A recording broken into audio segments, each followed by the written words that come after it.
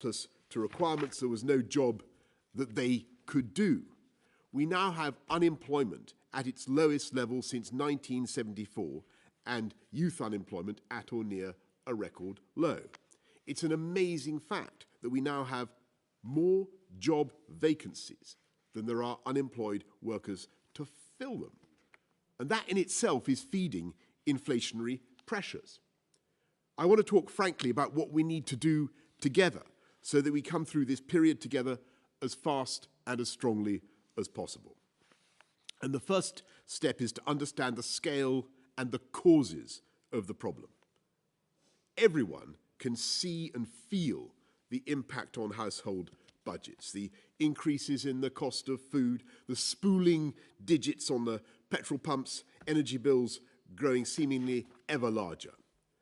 Much of this has been driven by problems in global supply chains that followed the pandemic, the sudden surge in demand for gas from China, the world shortage of container ships. 6 months ago, there were good reasons to hope that the laws of supply and demand would start to operate and these problems would begin to abate.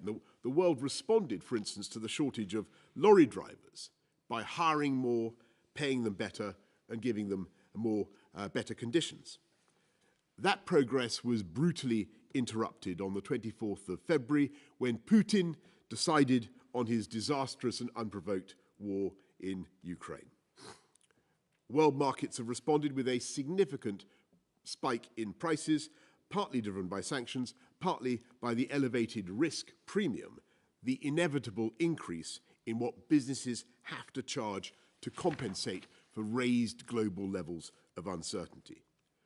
The price of oil and gas looks likely to remain high for a while to come, and the same goes for grain and feed and fertilizer. And I know there are some who may argue, not in this country perhaps, but elsewhere, that the price of supporting the Ukrainians is now too high and they should be encouraged to accept whatever terms Putin may ask. I don't believe that option is really open to us.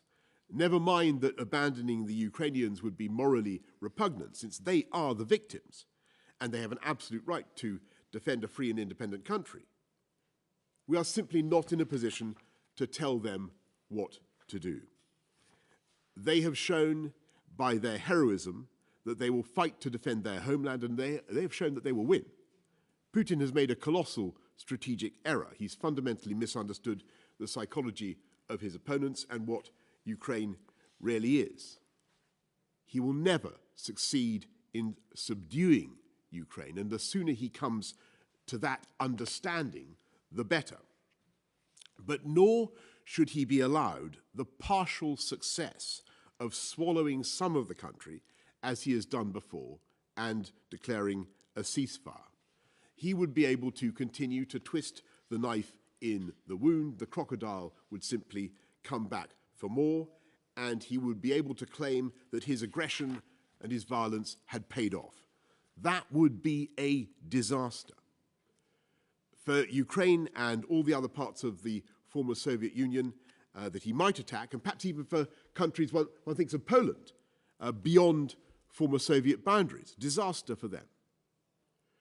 To encourage a bad peace in Ukraine is to encourage Putin and to encourage all those around the world who believe that aggression pays. And that would be a mistake that would open the door to further conflict, further instability, further global uncertainty, and therefore further economic misery. I say this because I do not believe there is a quick fix in Ukraine, and because we must continue to support the Ukrainians as we have from the beginning for as long as it takes. But over time, I believe the economic consequences of the war in Ukraine will abate. The Europeans and others who depend on Russian hydrocarbons, and we, by the way, we still get 15% of our diesel from Russia, but we'll find, it was 30%, it's now 50%. We'll find other sources. The whole tragic experience will greatly accelerate the rush to clean, low-carbon energy of all kinds, and over time, the inflationary effects will start to diminish. We're dealing with labour market shortages not just by reaching for the old lever of uncontrolled mass immigration, but with a points-based system that gives us the workforce we need. We're solving it by getting people, by the way, off welfare into work. 380,000 now have gone off welfare into work under the Way to Work scheme. Above all, by skilling up British people with the lifetime skills guarantee and all the investments that this government is proud to make into fantastic colleges such as the one I'm proud to be standing in today. We're trying to fix the labour market in addition to everything else.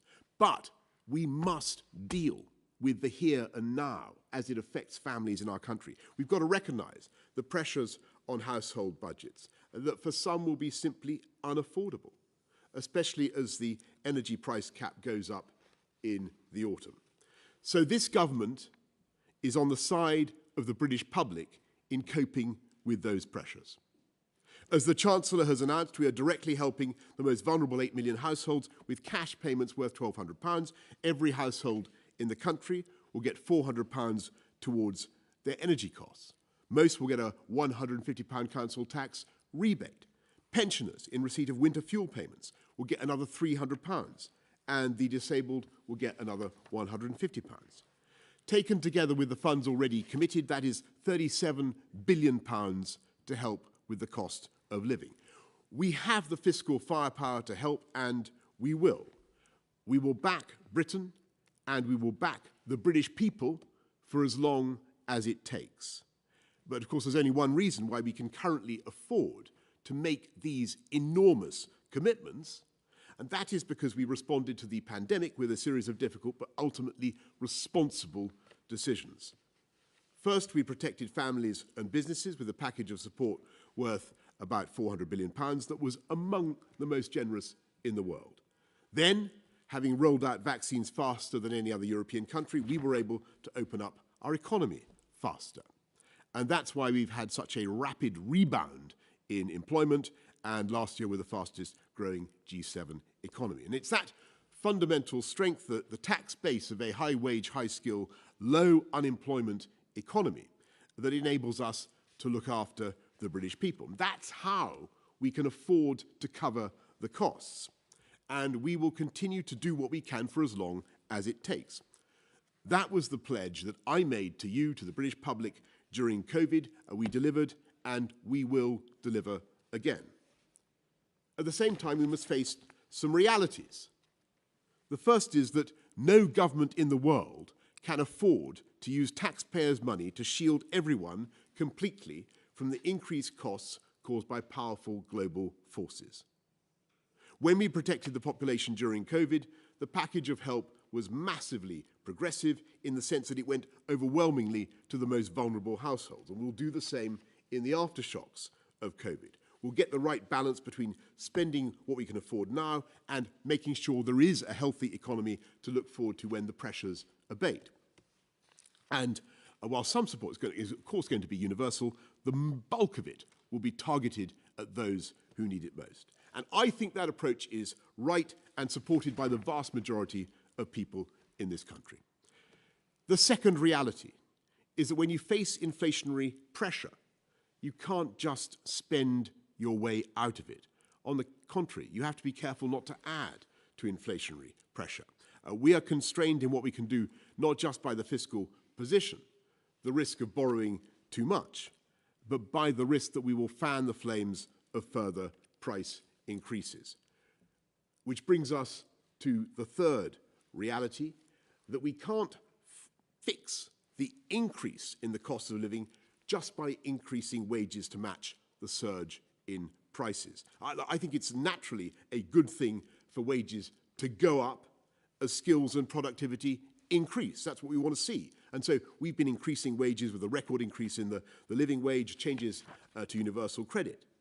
But when a country faces an inflationary problem, you can't just pay more and spend more. You have to find ways of tackling the underlying causes of inflation. If wages continually chase the increase in prices, then we risk a wage price spiral, such as this country experienced in the 1970s. You're far too young to remember the 1970s. I do. Stagflation. And that is inflation combined with stagnant economic growth. When a wage price spiral begins, there is only one cure, and that is to slam the brakes on rising prices with higher interest rates. And that has an immediate impact on mortgages, on rents. It puts up the cost of borrowing for business. It's bad for investment and growth. It's bad for jobs.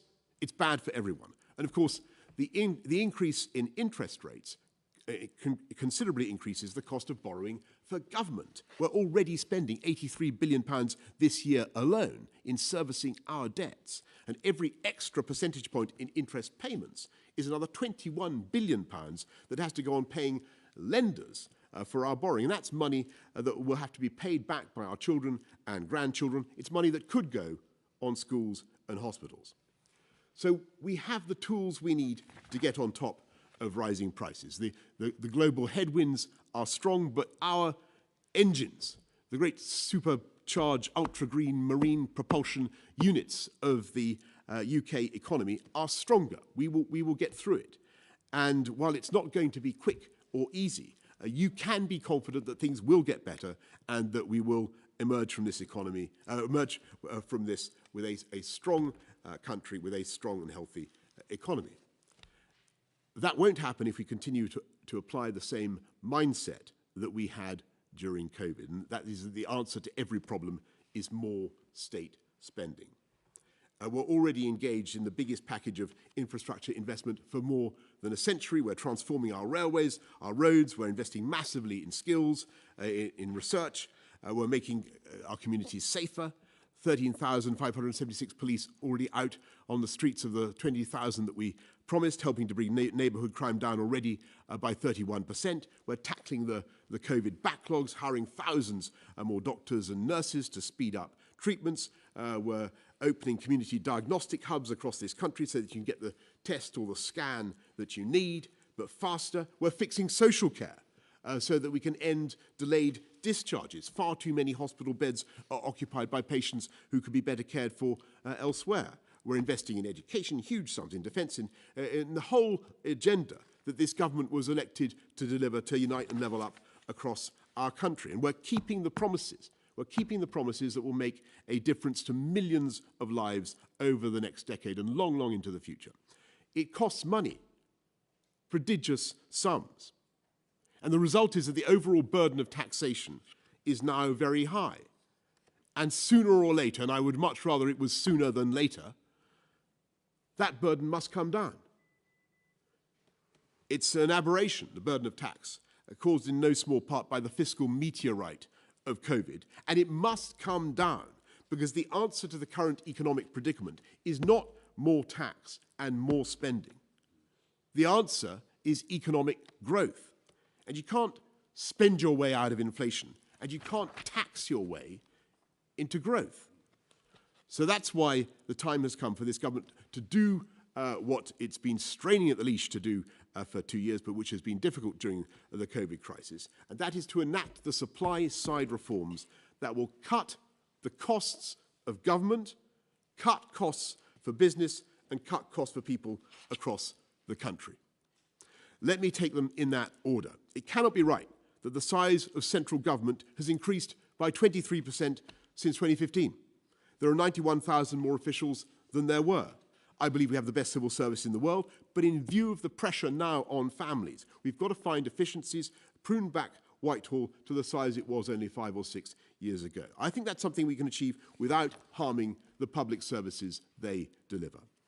And in expanding and encouraging the private sector, it's time for the government to stop spending and to start cutting taxes and cutting regulation. This has been an era of phenomenal corporate welfare. From PPE contracts that were driven by the desperation of the pandemic to billions of pounds invested, driven by the same desperation in vaccines and antivirals, to the whole array of businesses that were quite rightly supported by the furlough, bounce-back loans, C-bills, all those other programmes. Of course, this government is going to continue to invest in the bedrock of the economy on which businesses build their foundations, infrastructure, skills, technology. But sometimes the best way the government can help is simply to get out of the way. to do less or to do it better or simply not at all. If governments have billions, the markets have trillions, and we need to see more of that investment by businesses here in the UK. That's why we're now taking advantage of Brexit freedoms, accelerating reform of Solvency II, a one-size-fits-all EU diktat which has been unnecessarily preventing insurance and pension funds and others from making giant investments in UK firms and in infrastructure. We've put a super deduction of 130% on capital investment, giving UK firms an unparalleled opportunity to invest. We're opening free ports around the country with low tax arrangements and special planning regimes to enable growth and investment. We can turbocharge the city by rewriting and improving EU regulations such as MiFID II. Now we need to go further, and we will, identifying all the ways in which government rules and regulations are pushing up costs for business and increasing prices for everyone in this country. Over the next few weeks, this government will be setting out reforms to help people cut costs in every area of household expenditure, from food to energy to childcare to transport and housing. And we will do this despite any complaints that there may be from those with vested interest, because this government is firmly on your side in cutting those costs. We're on the side, for instance, of British farmers. We need to grow more and eat more of our own food in this country. And I think it's sensible to protect British agriculture from cut price or substandard food from overseas. But we're also on the side of British consumers. We do not grow many olives in this country that I'm aware of. Why do we have a tariff of 93p per kilo on Turkish olives, Turkish olive oil? Why do we have a tariff on bananas? This is a truly amazing and versatile country. But as far as I know, we do not grow many bananas, but not even in Blackpool. We are on your side. We are on your side in tackling fuel bills, and not just with the cash help that I've set out just now. We have cut fuel duty already, cut fuel duty by record amount. And what we want to see is those businesses passing on those savings to consumers, whether it's at the pumps or supermarkets or anywhere else. And I know many businesses, some are taking price, but I know many businesses can see the wisdom of protecting their customers rather than simply taking profits now. One of the ways, of course, to reduce energy costs is to increase energy supply. And that's why the British Energy Security Strategy is going for a step change in the quantity of wind power. We generate 50 gigawatts by 2030, returning the UK to the status of the #1 wind power producer in offshore wind power producer in the world. We are undoing the mistakes of many previous governments and building a new nuclear reactor every year rather than one every 10 years, along with many other reforms. And over the next few years, this will have a dramatic effect on the UK's power output, one that will be immensely beneficial for consumers and businesses alike. We are on your side in cutting the costs of transport, not just with the fantastic investments that we're making. It's time for us to grasp the nettle of reform and move sensibly and responsibly to the end of some outdated working practices. There are fully manned ticket offices in this country that barely sell a ticket a week. And now, 10 years ago, as chairman of Transport for London, I moved to take advantage of new ticket offices by closing ticket offices on the underground. It was initially painful, and the union chiefs predicted catastrophe, but we successfully made the argument that staff were better and more productively deployed on the platforms interacting with the public. And the time has come to do the same thing across the transport network. The union barons will protest, but the winners will be railway staff, whose industry will be placed on a much sounder long-term footing, and the fare-paying public. And we're on your side, by the way, in cutting the costs of childcare, about which I speak feelingly. We're making it easier to be a childminder and making sure parents make the most of their tax-free childcare allowances that already exist but aren't taken up. All these costs and more we will address in the coming weeks. But today, I want to talk about the single biggest chunk of household expenditure, and that is the cost of housing itself. Just this year alone, the price of a home in the UK has soared by an average of 9.8% to £278,000, which is £24,000 higher than this time last year. And in 2021, prices rose faster than wages. So that if you're one of the millions and millions of people outside the housing market and you're looking in, for every week and month that goes by, the dream of home ownership recedes further into the distance. And the average age of first-time buyers has been rising continuously. The proportion of young people who can afford to buy their own home has been falling. Between 2005 and 2016, the proportion of 25 to 34-year-olds who owned their own home fell by 20%, whereas in almost every other European country, that proportion has actually been rising.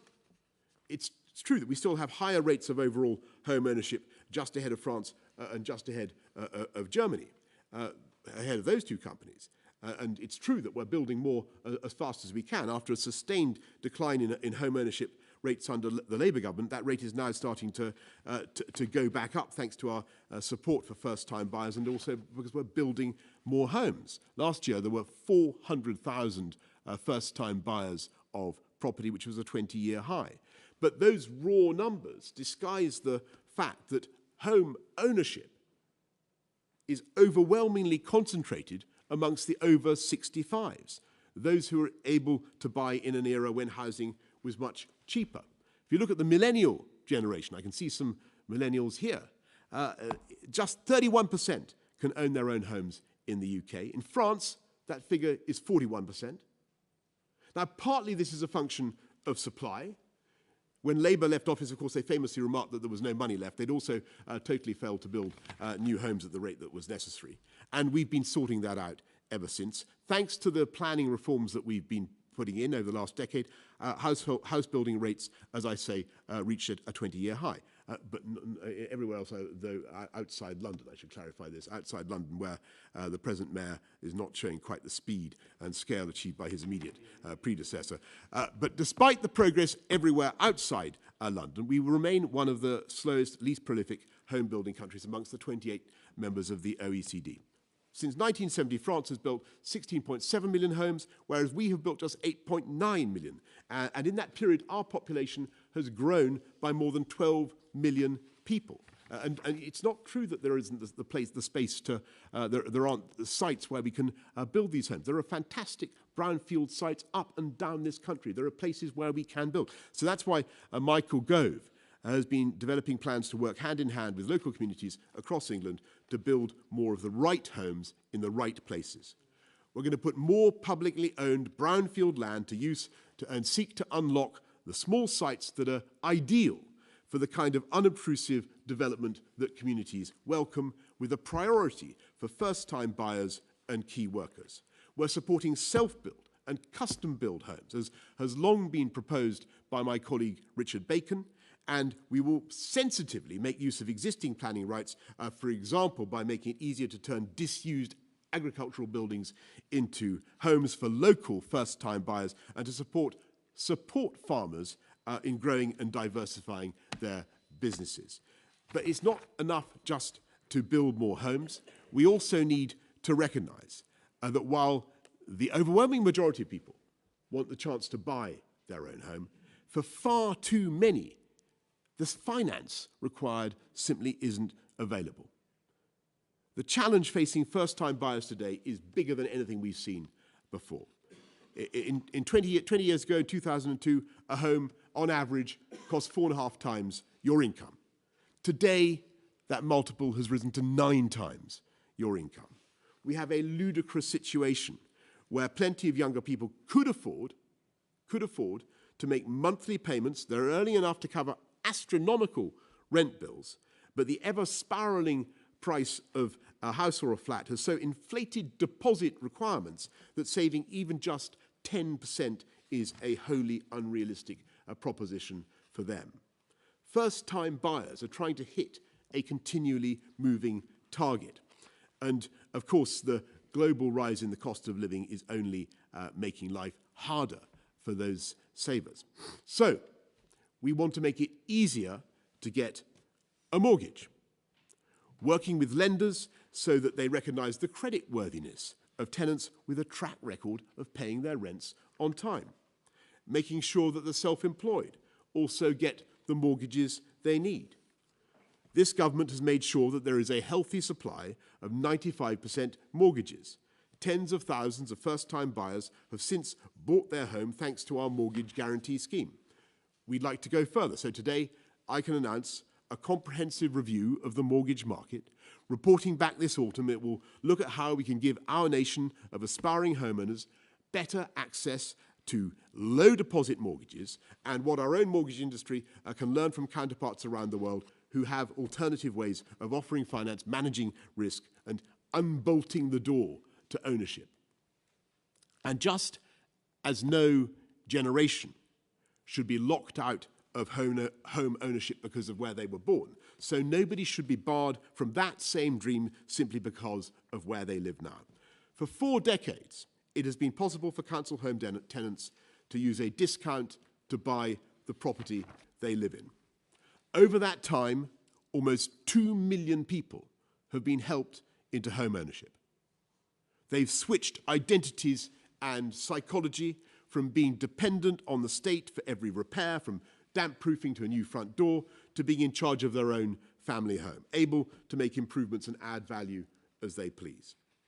For various reasons, the number of tenants who actually use this freedom has been steadily diminishing.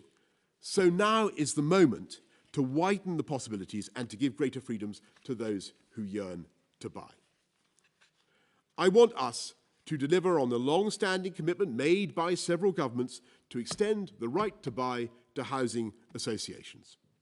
There are still 1.6 million people, 1.6 million households living in council homes, but there are now 2.5 million households whose homes belong to housing associations, and they're trapped. They can't buy, they don't have the security of ownership, they can't treat their home as their own or make the improvements that they want, and while some housing associations are excellent, others have been known to treat their tenants with scandalous indifference. So it's time for change. Over the coming months, we will work with the sector to bring forward a new right to buy scheme.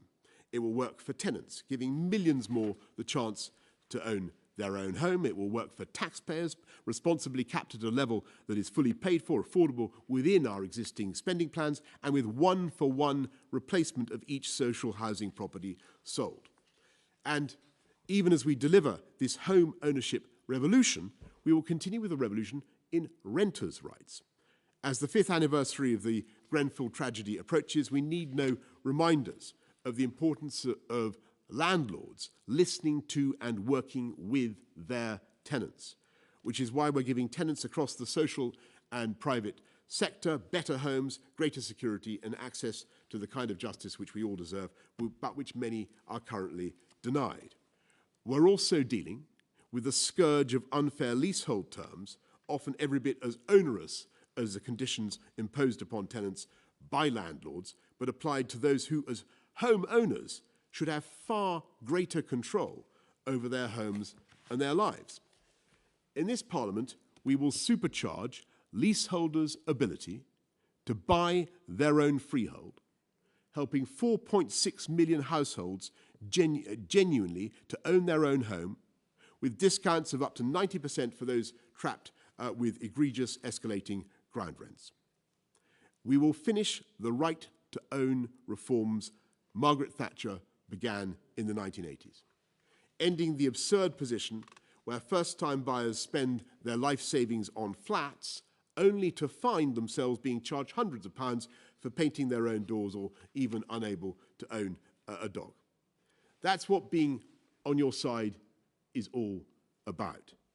When ownership remains beyond the reach of a great many hard-working people, it's neither right nor fair to put ever vaster sums of taxpayers' money straight into the pocket of landlords. The total bill for housing support stands at about £30 billion a year, and the Office for Budget Responsibility has warned that if we don't take action, it could reach £50 billion by 2050. That is cash, taxpayers' cash, that is being simply swallowed to pay the mortgages of private sector landlords or being swallowed by housing associations. It's time to put this huge wall of money, taxpayers' money, to better use. It's time to turn benefits to bricks. So we're going to look to change the rules on welfare so that the 1.5 million working people who are in receipt of housing benefits and want, I stress working people, and who want to buy their first home will be given a new choice to spend their benefit on rent as now or put it towards a first ever mortgage. Doing so removes a significant barrier that currently prevents hundreds of thousands of families from buying their own home. And to remove another, we're going to explore discounting lifetime and Help to Buy ISA savings from universal credit eligibility rules. That doesn't mean letting anyone who claims benefits while sitting on a vast pension pot that they could be drawing on. That's not the people we're targeting, but making it easier for hard-working people to put away a little every month until they have enough for a deposit on their first home. To help keep people in a home, if they're unfortunate enough to become unemployed, we're going to let people access support for paying their mortgage that much earlier than is presently the case. And last of all, we're going to look at how we can securitize some of that colossal £30 billion housing benefits bill so that we can build more social homes with the potential of a right to buy. You add all those up, all those measures together, I think it will not only help us to build many more homes in the right place, but will help millions of people realize what is currently an unattainable dream of home ownership. And that will be of massive benefit, massive benefit to them, massive social benefit to this country, and of course massive economic benefit to this country, not just in the way that it drives jobs and growth in the housing market, of course, in the construction industry, but also in the way that it helps to address the productivity problems that have beset the UK for so long.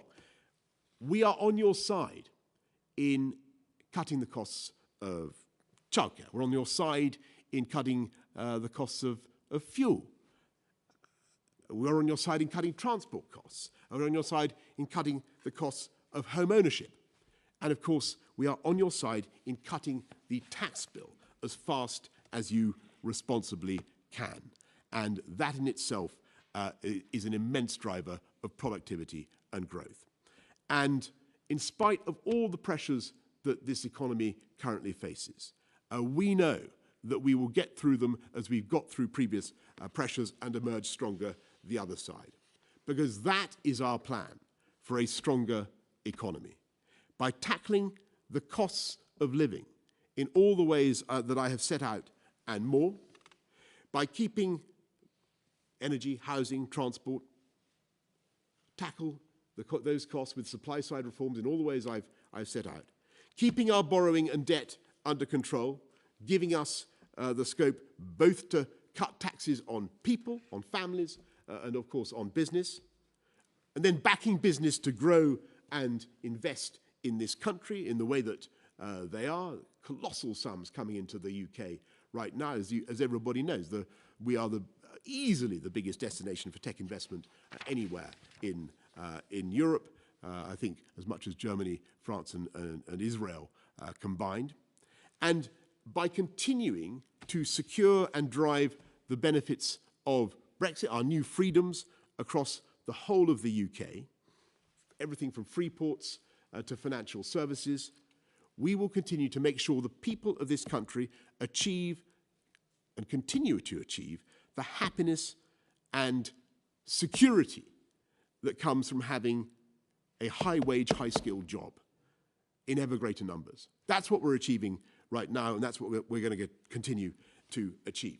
And that is how it's that plan for a stronger economy that will mean that we will be able to get on with the mission on which this government was elected, to unite and level up across our country.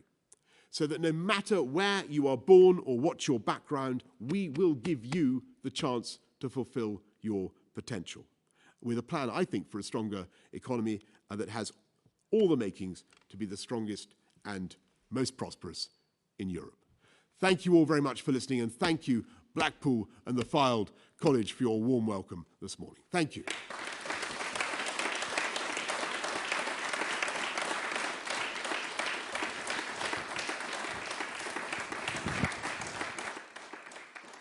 Thank you all very much. Right, now we're going to go straight away. We've got 6 questions from the media, and I'm going to go straight away to the BBC, Chris Mason.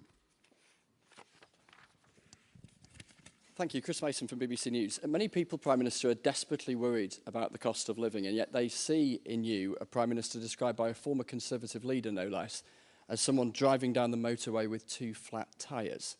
Why should people believe you when you say you can deliver, when 40% of your MPs don't think you can?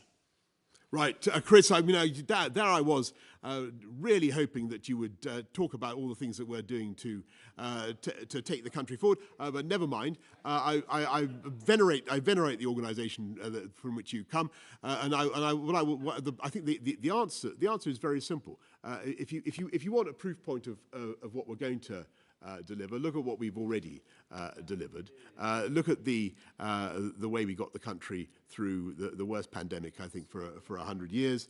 The speed and efficiency of the vaccine rollout, and look at the fact that we've emerged from it when people were saying that we would have unemployment in the region of 12 to 14%, with the lowest rate of unemployment since 1974. Youth unemployment at or near record lows. What I'm saying to you today, and I'm speaking very frankly to the country, is I believe we now have a problem that follows on directly from COVID. I think it's less severe than the challenge of that pandemic, but it's important to level with people about the price pressures that we face, and to explain what the government is doing. And I think that the measures that we're setting out in tackling the cost of living, not just by using taxpayers' money, but by reforming services, by reforming the way government operates, cutting costs of government, but also making sure that we change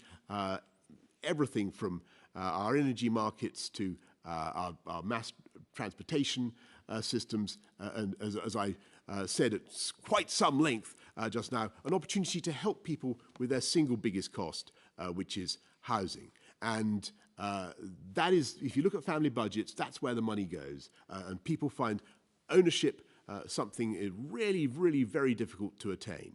And that's and I think that's wrong. I think that what you have in this package today is some very creative ideas, not just to build more homes in the right places, and that's crucial. You've got to build more.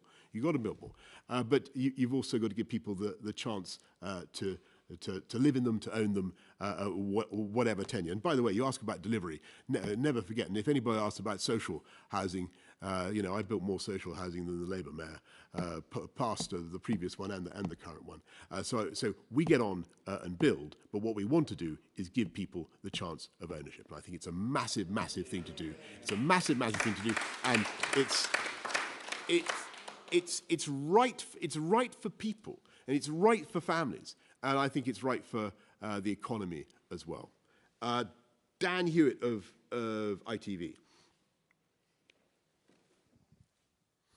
Thank you very much, Prime Minister. Dan Hewitt, ITV News. On housing, isn't the really big problem here in this country is that we simply don't have enough affordable homes? You made no mention in your speech of the 121,000 children currently living in temporary accommodation, or the 1 million plus families on social housing waiting lists.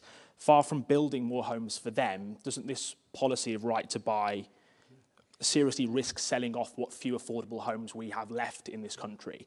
And you said you want to build more social homes. Will you commit to providing a number of social homes you want to see built year on year? Yeah. So I'm going to totally reject your... we build huge numbers of affordable homes right now. And we can be proud of. When I was, as I said just now to Chris, when I built more than 100,000 affordable homes in London in my time as mayor. Far more, I think, from memory than Ken Livingstone did, and certainly I built them at a far greater rate than the current mayor did. We build affordable homes. As far as I can remember, we built more affordable homes in 1 year of the incoming Conservative government after 2010 or coalition government than the Labour Party did in 13 years in office. So we understand the vital importance of council homes and affordable homes. Actually, the interesting thing about this country is that we do have, by comparison with many other European countries, a lot of social housing. 1 in 5 homes in this country is social housing. And that's far more than France, Germany, or most other countries. And what we want to do is make sure that we give people the chance not just to live in an affordable home, but eventually, when they want to, when they feel that their situation enables them to buy it. And that's a fantastic, mobilizing, motivating thing that drives people's thoughts and passions and engages them deeply. And it's a very, very important change to make if you can. But of course, we will continue to insist, as I said in the speech, that there's a one-to-one replacement, so that when the sales are made, that you use the receipts to build more. And of course, it costs less to build than to buy. And so that's the way we'll do it. Well, we want to see at least a replacement, and we want to build hundreds of thousands more homes every year. And I think I'm right in saying that in the year before COVID, the number of homes built in this country under this government was about 245,000, which is almost a 30-year high. We are. Well, you look as though you don't believe it. Well, as I said to you, we are building consistently more affordable homes than Labour ever did. And when you look at the council house numbers, we left them absolutely standing. Of course, we want more affordable homes, but the way to do that is to have more home building, full stop. And you won't get, and I know very well that you won't get, any development has got to have a mixture of market sale and affordable. And the problem that we've had is that successive Labour governments have imposed such ridiculous quotas on developments that nothing has gone ahead. And so you haven't actually seen development at all. You've seen no private sector building or affordable either. And what we want to do is get the market going in places where it works, on brownfield sites that are made viable by the infrastructure investments that we're putting in, that I barely began to describe. And that is the way. That's how we always outbuild the Labour Party when it comes to delivering social homes as well as private homes. And that is what we're going to continue to do. GB News, Darren McCaffrey.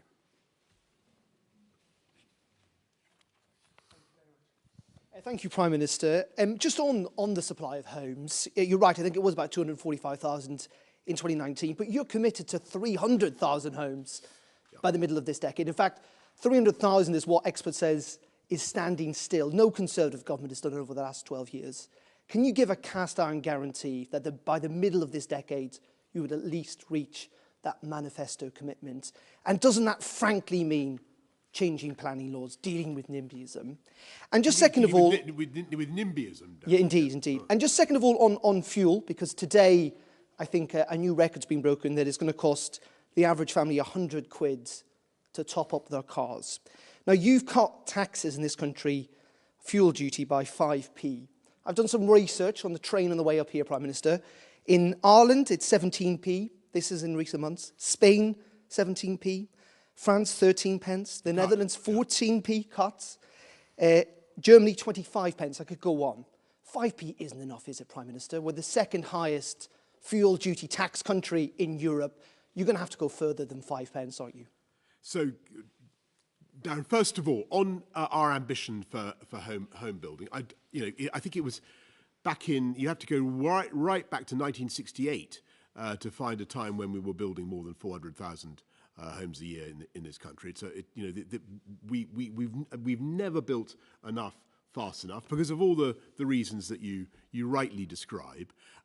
But everybody understands that we are sensitive to development that isn't in the right place, and that's perfectly reasonable. We love our natural world. We want to make sure that you have development that is appropriate. But that's why I think the reforms that Michael Gove is putting through today, the second reading of the Levelling Up and Regeneration Bill, are right, and they will give local people much more control over where to site things, to allow appropriate developments to go ahead in places where they will be welcomed and where they will help young people growing up in those communities. And that, I think that is what people want around this country. I think it will allow development to go ahead in ways that we haven't seen before. I can't give you a cast iron guarantee that we're going to get a number in a particular year, but what I can point you to is the record of delivery under Conservative governments and the way that we do it. And you know, clearly you've got to make sure that you're not building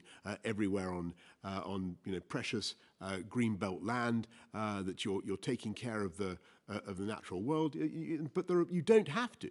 The trick to pull off to build more homes is, as I was saying I think maybe it's to Chris, you've got to put in the infrastructure. You've got to make sure that not only the schools and hospitals, but the roads, the mass transit system, the transport systems, to enable those developments to be viable. The problem is, if you take a development like Barking Riverside, which I happen to know quite well, or all the stuff up in the Thames Gateway area. Well, okay, we're a long way out from Blackpool when we discuss this, but I remember these developments intimately because I tried to do. It's when you don't have the transport that they're not viable for the developers, and when they're not viable for the developers, you can't get the affordable either. But if you put in Crossrail, for instance, will enable us to do things that were simply not possible. And Crossrail will enable developments to go ahead in parts of our capital that were not economically viable. And that's one of the reasons. So you'll be able to give people access to the housing that they need. And that is what this government is doing. That's why we've got a huge programme of infrastructure, £650 billion worth of investment overall in infrastructure, skills and technology. Look at what we're doing. That is designed partly to enable the private sector to come in and build homes where people want them, where they won't be on the green belt, and where they can do the job for a generation to come. On fuel, I hear you. We made a cut already. What I want to see, the biggest cut ever in fuel duty. What I want to see is those cuts in taxation not just swallowed up in one gulp without touching the gullet of the fuel companies. I want to see those cuts having an impact on the pumps, and we are watching very closely to see what happens. As I said, I think many companies don't want to just take profit. They do have a sense of responsibility, but we need to see it. When it comes to fiscal measures, Darren, as you can readily imagine, this is the province of my right honourable friend, the Chancellor. I'm not going to anticipate what he may or may not do, but I can tell you that we are going to continue to do everything in our power to look after the British people throughout this pandemic and throughout the aftershocks of the pandemic, just as we did during COVID. And I've said that many times. I think people know that to be right. Geraldine Scott of The Times. Thank you, Prime Minister. You've spoken a lot today about low deposits, but arguably the more difficult factor for a lot of people that want to get on the ladder is that multiplier. You said yourself it's up to 9 times now. So what can you do to tackle that? Because even if you scrape the deposit together, that's a massive barrier. And are you looking at mortgage insurance like they have in Canada to secure those low deposits? And then just a second one on tax. You've got your big speech with the Chancellor coming up in the next couple of weeks. We understand at the Times you're looking to cut income tax to 2 pence in 2024 rather than 1. 2 pence? By 2 pence. You're driving a hard bargain on behalf of... I know Times read... By 2 pence rather than 1 pence in 2024. Is that something you're looking at? Okay, well, look, so Geraldine, first of all, thank you. On the mortgage market, what we want, yes, people should, we've got to help people to get deposits, but we also need to have mortgages that, we need to have many more 95% mortgages, so mortgages that cover 95% of costs of the property. It is punitively difficult for so many people now in this country.